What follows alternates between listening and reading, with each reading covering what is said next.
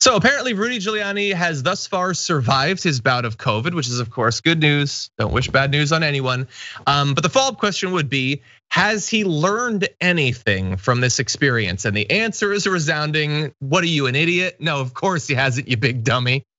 So he tweeted, back 100% and lost little time, testifying at 11 a.m. before Georgia legislature on the additional live from Atlanta election theft tapes. No evidence of fraud. I don't get, like, is he taunting us that there's no evidence of fraud? Because that's what we've been trying to tell him, but he's still working.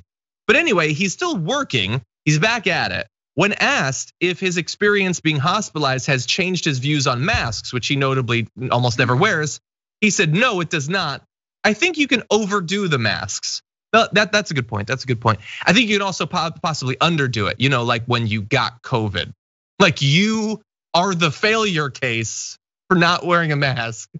But Sabrina, it hasn't gotten through to him at all. Like he's coming out like Trump, as virulently opposed to COVID safety measures as he was beforehand.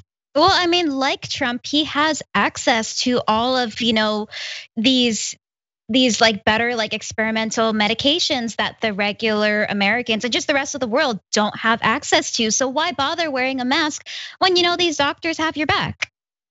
Exactly. Yeah. Like, and by the way, he really does allude to that thought process that you're saying there. And in this next quote, he says that politicians have taken masks and business closures too far. And he says that COVID-19 is now a treatable disease. That's an amazing thing to say about a thing that's still killing so many people. And we're gonna get into those numbers.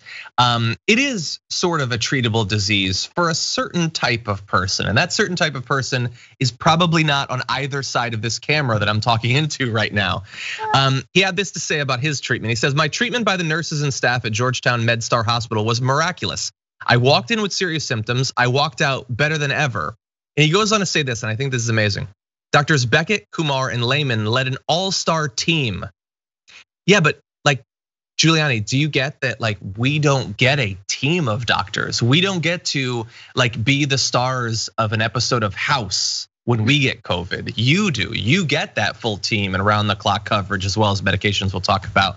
But like Sabrina, if you got COVID, would you expect that you have an all-star team of doctors, including from the White House as well? Absolutely not. And honestly, I don't think even, who was it, Chris Christie?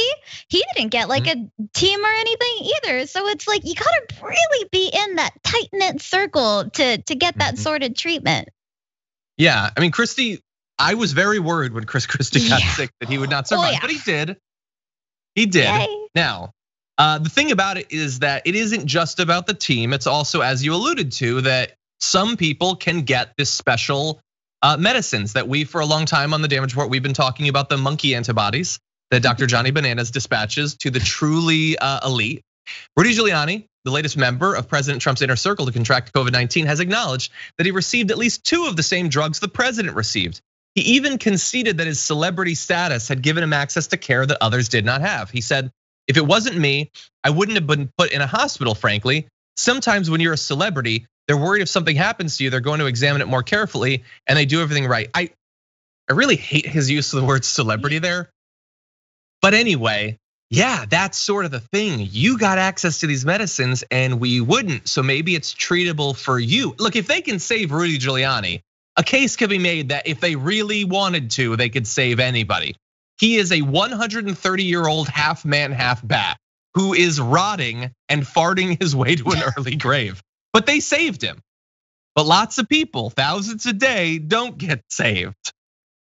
And I feel like even just by saying that, like what you said, his use of the word celebrity, like how does that not feel like an oligarchy when you're mask off, I'm a celebrity, I got better treatment because of it. Come on. Yeah, exactly. And you just expect it. It's just gonna happen.